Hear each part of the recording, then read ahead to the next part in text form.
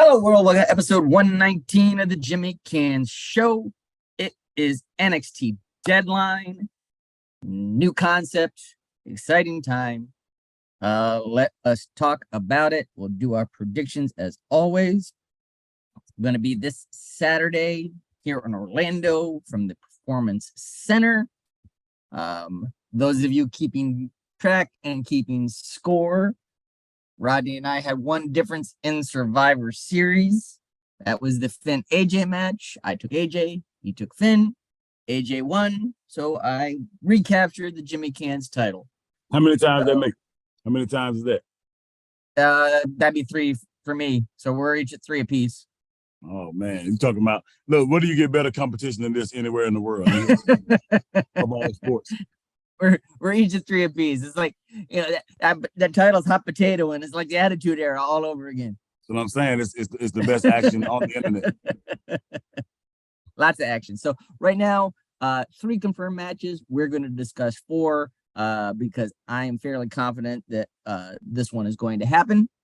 So let us get into it, and we will start off by talking about a tag team contest between the Diamond Mines Creed brothers, Brutus Creed and Julius Creed, against the reunited Indus Sher of Veer and Sangha. Like I said, I'm pretty confident this one's going to happen. So let's talk about it. Rodney, which way you going in this one? You know, I might surprise some people, but I think I'm going with the Creeds. Okay. I'm going with the Creeds. I like their chemistry. I know it's going to be it's an uphill. It's a tough battle. Mm-hmm. But I'll roll. You know, this is a tough one. I'm going to go opposite on this. I'm going to say Indus Sher from the simple aspect that this is Indus Sher's first premium live event match back since reuniting. So, you know, what kind of momentum do they have if they go down the very first one back? Yeah. So I'm going to go Indus Sher. And like I said, I don't think it ends this thing. I think this thing goes on a little bit and everything. But they got to take that first one to kind of keep the momentum going. It doesn't make any sense, in my opinion, to just have them go down that first one back. The Creeds can bounce back. They've been on fire lately, so losing one isn't going to hurt them too much. So they got our first difference maker right there. Yep. Right. All right. In the Iron Survivor Challenge match, first one we'll talk about is the women's.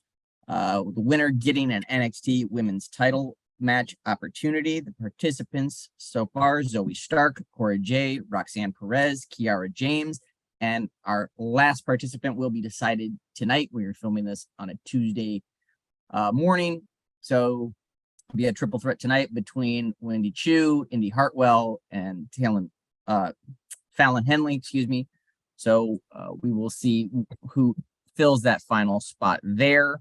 For me, I went back and forth on this one for a while, but I do think that it will be with Mandy holding the belt currently, I do think it'll be a babyface that comes out of this. So right now, the only confirmed babyface in the match is Roxanne. And she just won the breakout tournament. Will they have her win this too? Yeah, I'm gonna go Roxanne. All right. I'm going way out there. Okay. First off, I'm picking Wendy Chu to win tonight. Okay. And go on to win the whole thing on this weekend. Okay. Interesting pick. Like I said, she's a baby face, so one makes sense with me too. Exactly. But my devil's advocate on this one is I still, until they kind of change up her gimmick a little bit, I just can't see them putting their title belt on somebody who comes to the ring in footy pajamas. What was our girl that won the Money in the Bank? Almost a superhero. Almost a superhero. Which year? What was it last year? Man, what was her gimmick? She was almost a superhero. Oh, Nikki. It was that because I was surprised that they took the risk on that character too. So yeah, it's not beyond It's not beyond, but I mean, a superhero gimmick, I think, is a little bit more, mainstream acceptable. I mean, look at the popularity of superheroes and superhero movies and the Marvel franchises and all that kind of stuff. Then but she was almost a superhero. She wasn't a superhero. I guess. So next up, we'll discuss the men's Iron Survivor Challenge. Again, winner getting an NXT title opportunity. Participants confirmed are Carmelo Hayes, JD McDonough, Joe Gacy, Grayson Waller, and again, another triple threat tonight between Von Wagner, Andre Chase, and Axiom to round out the field for the men's Iron Survivor Challenge. Rod, who you got? I'm going Grayson. Grayson Waller. Any justification? I don't know. I'm gonna be honest. I went a lot with just what I was feeling with this card. Just some people that I'm kind of feeling his momentum right now. I think he's a guy that they're pretty interested in potentially fishing with. So. Mm-hmm. I will agree that they're very interested in him, but my devil's advocate on this one, I think they're so interested in him. He's getting called up. And I think he's getting called up soon. So for that reason, a guy that I think they're also interested in, but aren't ready to call up yet because they've got something really brewing with him. I'm going Joe Gacy. Okay. Schism. Yeah, he's definitely Lord Ob of the Schism. Yeah, the numbers play in his favor. Okay, I like. He could have the dyad out there. And he's kind of Kevin Owens light. Yeah. You have the dyad out there and the rocklet. Yeah. The anklet. So good stuff. All right, next up, the NXT Championship match. Braun Breaker defending against one Apollo Crews. This should be a great match. Yeah, great match. Are they ready to call Breaker up? Is the big question here. I mean, next month is the Rumble. A main roster debut, with a big Rumble entrance could be kind of cool. Mm-hmm. But I don't think it happens just yet. I think Breaker needs a little more seasoning, not so much in the ring. I think he needs a little more seasoning in terms of his mic work and his promo work and stuff like that. I think he's still a little too old school in that regard. The promo and stuff, nowadays it's a little more sophisticated. So I think he needs a little more seasoning there. So for that reason, I am going to say Braun Breaker retains. I got Breaker too. Not as deep of a reason as much as I just think it's a good opportunity to give him another solid, legitimate win to make his reign memorable as well. I think that they feel like this guy is a future superstar. Mm-hmm. And I think he does deserve to have his NXT championship reign, be something that was real solid and legitimate. So Apollo adds to that. And I don't think it's over for Braun anytime soon either in the NXT. Mm-hmm. I hear you.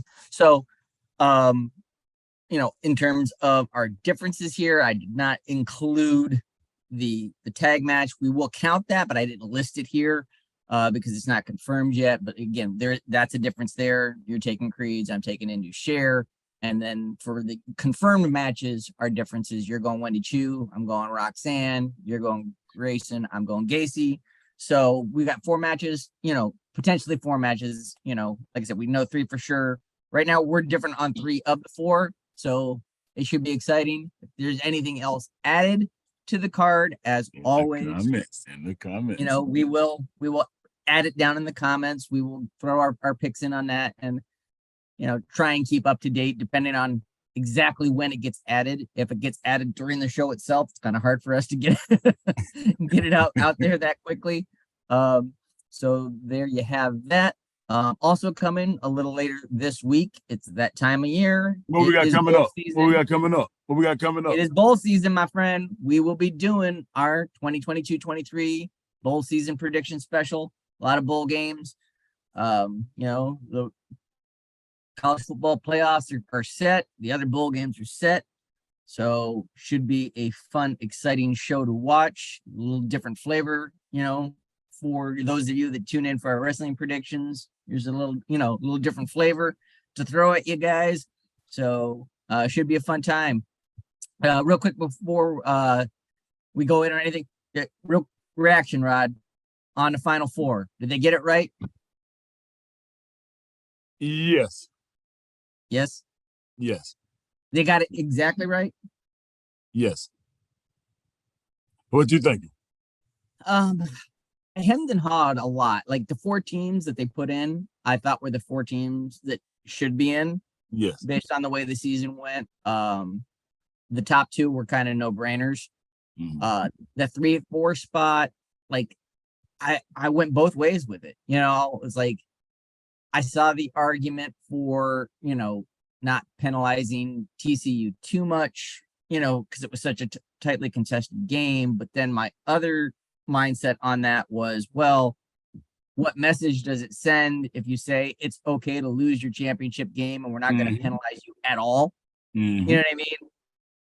Well, I was talking. I was talking. They went in at 3 and they stay at 3 after a loss. I mean, when's the last time you saw a team not move at all after losing a game? So it's. I was talking to my son about this, and we've established that you don't have to be a conference champion. I know you don't have to be a conference champion. It's not so much that they're not a conference champion. Like I said, I thought they deserved to be in. But when's the last time you saw a team lose a game and not move at all in the rankings? Mm-hmm. Yeah, they should have at least been 4. But that's what I'm saying. But then I can see the flip side of that. I can see, well, how do you award Ohio State and jump them 2 spots when they didn't play a game at all? You know what I mean? So like I see all the different points of view, but it's just like, okay. And their last game was a loss too, right? Honestly, in my recollection, in my 45 years on this earth, this only time I can ever remember a team losing and not being affected at all in the rankings. Well, it that lets you know there's a lot of permutations of outcomes that are still available out there, because that was the right one if you look at it, right? So you can't, like you said, you can't jump Ohio State 2 spots to put them up to 3 when their last game was a loss. Mm-hmm. And then agreed. And then with K-State, it was a close loss. So, but it was recent too, right? So I guess you just leave that frozen there. You just leave it. Yeah, like I said, it was just an odd, you know what I mean? Like it was the first time I ever saw a team not move at all after a loss. And I honestly thought that, and they say it's not a factor. I know what they say, that it's not a factor, but I thought it was going to come down to what they thought was going to generate buzz and ratings and yada, yada, yada. And that Big Ten rematch in a college football playoff environment, I thought they were going to say, there's where our ratings are. And they were going to try and figure out a way to make it happen. Mm-hmm. You know what I mean? Mm-hmm. Mm-hmm. Yeah, but I think they got it right though. I think they got it right. I almost spoiled who I predicting to win the national championship. They're gonna have to tune in for that. No, not yet. Don't. I was about to say my prediction is. We got to bring them back wanting more. Hey, you sure you guys don't want to know that my prediction for the national championship this year is going to be? You got to tune into the bowl show.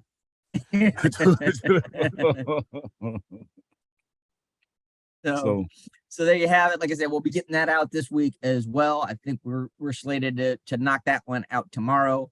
I know it's a lot of bowl games. We will try not to go on too long on each game. We'll try and get through it as quickly as we can so we don't make a real long video for you guys to watch. Absolutely. But, do tune in on that one. Please chime in on that one as well. So anything else? Right, how you guys doing? Give us your playoff update.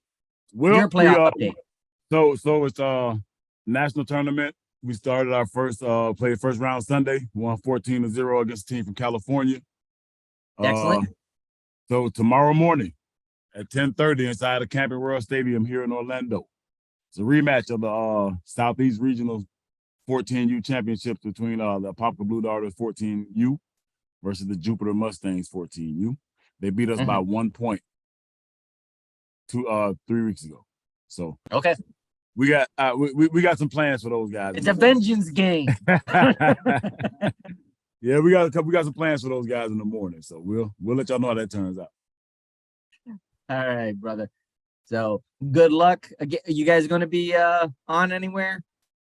It's streaming on the Flow Sports app, but if there is a fee, I'll give you the link if you want to put it in the bottom of the video. Okay. But yeah, right. but up front they're charging $20 for the stream. So okay, up front $20 for the stream. So yeah, there it is. There it is. All right, everybody. As always, give the channel a like, a share, subscribe. We hope you're doing well. Take care of one another. We'll see y'all when we see you. College football time. All right.